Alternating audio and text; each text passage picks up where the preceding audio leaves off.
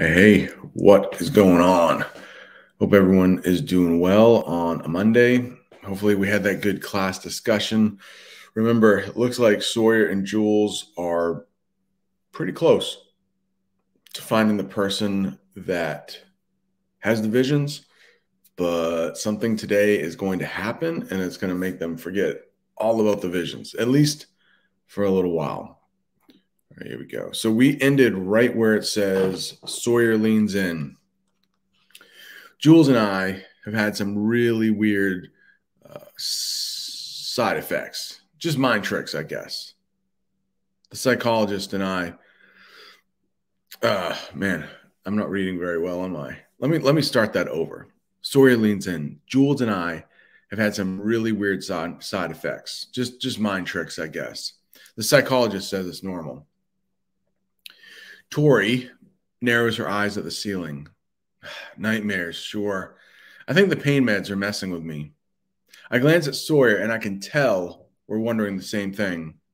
Every once in a while, Sawyer was seeing a vision, I guess, right? It really helped me to talk about it though. Sawyer says. My phone vibrates again in my pocket. Tori doesn't respond. So do you want to talk about it or anything? I ask, trying not to sound odd about it. I mean, these two people walk in. I mean, they're a little bit younger than she is. Two people walk in and they're asking her all about her, nightmares and stuff. It is weird. It is weird. Not really, Sawyer says. Tori says. She looks out her window, frowns, and looks away. Sawyer sits up straight. Okay, well, is there anything you need? Any homework or stuff from your dorm or whatever? She looks at us like the weird strangers we are.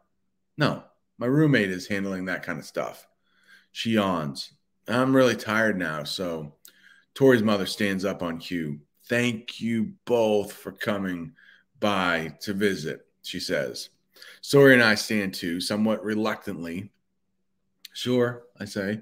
I spy a notepad and pen by the bed and ask, is it okay if I give you my phone number in case you ever want to talk?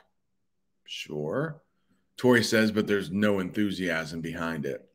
I write my name and number on the notepad and sigh inwardly. Okay, well, I guess suddenly there's a flurry of activity outside the room. I turn to look.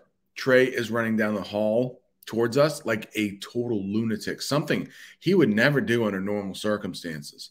I spring to my feet. Jules, he calls out in a way that makes my heart clench. He sees me and lunges into the room, face flushed, breath ragged. Tori's eyes widen in fear. Now, I mean, she just went through a shooting. Of course, this is going to be scary to her. And Tori's mom rushes over to stand between Trey and her daughter as a nurse comes running in to see what's happening. Who are you? Tori's mom demands. What's going on? The nurse asks. He's my brother, I say, grabbing his arm. Trey, what's wrong? Why don't you answer your blanking phone? Trey shouts, and I feel his breath hit my face. He stares at me, his face breaking. We have to go. My stomach twists. What? What is it? What happened? It's not Dad, he says quietly. It's worse. Come on. Now that would have been a great place for us to stop, but we just started reading, so we will continue. 7. What is it? I nearly scream as my brother races down the hallway to the elevator. I chase after him. Trey stops in front of the closed elevator doors and turns so we're standing face to face. His dark eyes are pulled with fear, and he works his jaw like he does when he's trying not to cry. It's a fire, he says. I stare. What? The restaurant, he says, his voice cracking. It's on fire. Now, when I first read this, and you're probably, better than I am, but when I first read this, I was thinking, oh, yeah, that's bad. The restaurant is bad. I mean, they love that. Obviously, it's like the dad's life, pretty much, right? When he's awake. But I forgot they live right over the restaurant. So it's like their restaurant and their house is possibly burning down. So everything they own could be destroyed, which is not fun to think about. All right, my throat is closed. I'm unable to choke out a single word. I hear Sawyer swear under his breath from somewhere behind me. I didn't hear him approach. I didn't hear anything. And then he's explaining things in gibberish to the interns and security guards who have followed us, apologizing. And then when the people stop crowding around us, he's ushering Trey and me into the open elevator and pushing the buttons. Page 6. Now, I mean, we could stop if anybody, maybe a good time to pause here, but any first thoughts on what might be happening here? Pause it. I have a thought. I do have a thought. Could be sabotage, right? I mean, Sawyer could be sabotage. I don't know. All right. Dogs. I hope so, I mutter. I lift my chin and we kiss while we're walking. That's an odd thing to do.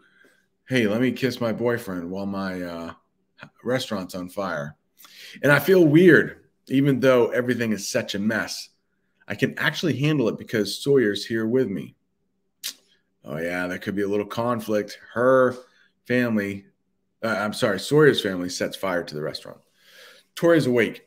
It's the first time she's had her eyes open when we visited her. She doesn't know who we are. Oh, wait, this is the same? Oh, okay, that's why it was weird. Hey, you shouldn't be kissing. Okay. I pushed page 6, but it didn't go to page 6. Okay, that's kind of weird.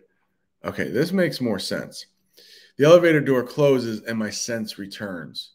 Holy blank, I say. Oh my God, Rowan. She's fine. She's the one who called me. What about Mom, Dad, Tony, Aunt Mary? Trey shakes his head dazed. I don't know anything for sure.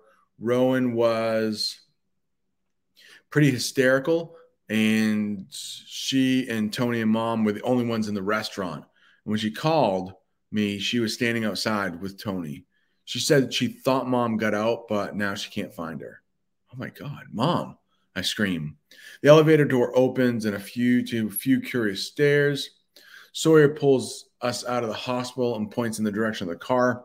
We start running blindly, snaking around buildings and down car-lined streets. I pull my phone out of my pocket and see I have 3 messages, 1 from Rowan, 2 from Trey. Crap, I say, nearly tripping on a crack in the sidewalk. I dial Rowan and she answers. Rowan, what's happening? Did you find Trey? She's sobbing. Yes, he's with me now. Is Mom okay? I don't know, Rowan screams. Just get here. Oh my God. I say as I climb into Sawyer's car. What about Dad? I don't know. I haven't seen him. And the firefighters won't let me get any closer. Tony's running around to the front and he told me to stay here and watch for them. Her voice hitches in a sob. Just hurry up. We're driving. Sawyer's going as fast as he can. We'll be there in less than an hour. 40 minutes, Sawyer says. 40 minutes, I tell Rowan. Just whatever you do, stay safe and call me when you find Mom and Dad. I will. I hang up. I can't believe this is happening. From the back seat, Trey says, she told me it was just her and Tony in the kitchen, and Mom was out in the dining area. There are only a couple of customers. He trails off. Tony must have spilled some oil or something. Could have been a pan on the stove. Only 3 of them working. So Dad must have been upstairs. Neither of us say it. Sawyer grips the wheel, stays silent, concentrating on the road. If we talk, I don't remember any of it. All I need to do is focus on is that Rowan is okay. So probably some time passing, right? Those 3 asterisks. When we get close to home, we can see the lights of police and fire vehicles. The whole block is cordoned off, and the sky is filled with smoke, lit up by spectacular, horrible flames. Sawyer parks as close as he can, and Trey and I jump out of the car, pound the pavement, dodge onlookers, searching for Rowan in the back parking lot. And she's there, a stranger's blanket draped around her. Trey and I run to her and fold her in our arms and hold her. Her phone shakes in her hand, and her face is streaked with tears. They're okay, she says. They're on the other side. Dad was on the delivery. I didn't know. Well, couldn't she have called like the second she knows that her parents are okay? Shouldn't she be calling Rowan and Trey? Mom and Dad? I ask, making sure before the hope can rise too far. Both of them are okay? Yeah, Tony just called me. Mom twisted her ankle helping customers out. She crawled out and has been stuck on the other side all this time, trying to find me, calling me from other people's cell phones because she left hers in the restaurant. But I wasn't answering because I was trying to call her and you guys and Tony and Dad. Dad was doing the last delivery, which I didn't even know about. He's back now. They're both fine. She releases a shuddering a sigh. Tony and Dad are helping Mom walk around the block to meet us. Thank God, Trey says. He hugs us both again. And then we hear warning shouts from firefighters who have been spraying down the buildings on either side of ours. A florist on one side and a bike shop on the other, with apartments above, just like ours. Their buildings are so close to ours that there's no possible way the entire block hasn't gone up in flames. Yet, there they are. Bricks scorched, but no sign of interior flames so far. We turn back and stare at our restaurant and our home. Firefighter shouts grow louder. They begin to push back from the building, and with a roar and a rush of gasps, the roof falls in on everything we own. Everything my parents have worked their entire lives for, everything my father has collected and hoarded for the past 10 years. Sparks fly like shooting stars into the night sky. Oh, yeah, that can't be good. I think she's mentioned it, right? About if there was a fire, maybe a little foreshadowing there. But yeah, all the stuff that was hoarded, all the paper and stuff, that's definitely not good. Definitely helped that. At least once the fire reached the upstairs, definitely helped it burn. Definitely. I think I said definitely quite a bit. We stay all night. Not because we have nowhere else to go. We stay because our parents won't leave and we won't leave them. My father's face is like an old worn painting, gray and cracking. Ooh, simile. My father's face like an old painting. It's too bad. He looks 80 years old today as he watches, mourning his business. Mourning as in it's spelled the way, you might mourn someone who has died. His precious hoards of recipes and treasures. My mom fusses over us for a while, telling us not to worry, telling us that we'll get more clothes, of all the things right there in the middle of the parking lot, with her whole life crashing down in front of her. Mom is worried about us, being upset that we have nothing to change into. How does one become this person? I don't know. I don't think my father even notices that Sawyer is there, bringing blankets and food and water and collapsible sports chairs from neighbors, and I don't know where else. So we can sit down and on something other than the cold cement curb of the parking lot. My mother notices, though. When he shows her the chair, she puts her hand on his arm, thanks him with her wet eyes, and sits. He nods and presses his lips together, and I realize how much it means to him to have her approval. Page 7. Sawyer hovers nearby. Rowan, Trey, and I all sit together in birth order, thinking about all the things we'll never see again. And every once in a while, stating the obvious. Everything's gone. But it's not everything. It's weird. I have my boyfriend, my siblings, my parents. I'll miss my pillow. I pretended was Sawyer. My favorite pajama shirt, my hairbrush and clothes and makeup. But I realize there isn't much else up there that's all mine. Certainly there was no space up there that was all mine. These people, this is what's mine. I look around, realizing Tony has gone home. How did it start? I ask Rowan after a while. I don't know, she says. But you were in the kitchen, right? Yeah, but it didn't start there, or we might have been able to put it out. Tony and I grabbed fire extinguishers as soon as we heard the smoke alarms, but it was already too late. We had to get out of there. Weird. I heard my parents warning us about fire hazards in the galley. I think that's another word for a kitchen. So often that I figured restaurant fires must always start in the kitchen. I guess they'll investigate. Rowan shrugs. Nothing is important right now. I look at Trey and he looks at me, and I don't know what to say or do. Nothing is adequate to express how I'm feeling.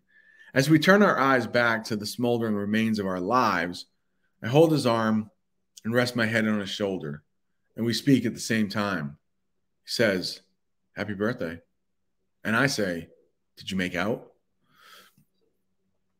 I totally forgot it was her birthday, and I think she forgot too, right? And we look at each other again, absolutely besides ourselves with the strangeness of this all. "Thanks," I answer. "Best one yet." "No," he says, "but he touched my face and kissed me." And that's the thing that makes me start to cry. All right. 8. Probably a good place for us to, yeah, it's a good place for us to stop right at 8. But it seems like if we've been kind of waiting, you know, Jules wanted a boyfriend in book 1, got one in book 2. I can't remember if Rowan was dating Charlie by book 1 or if she finally got a boyfriend in book 2. And now Trey seems like he has someone. But I should warn you that you don't need anyone else, right? Especially in high school, whatever.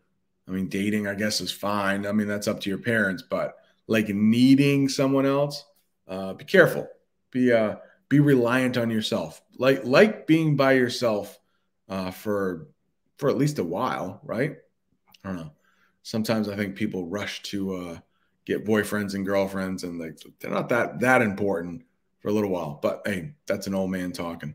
All right, just a little bit of fatherly advice on a Monday. All right, see ya.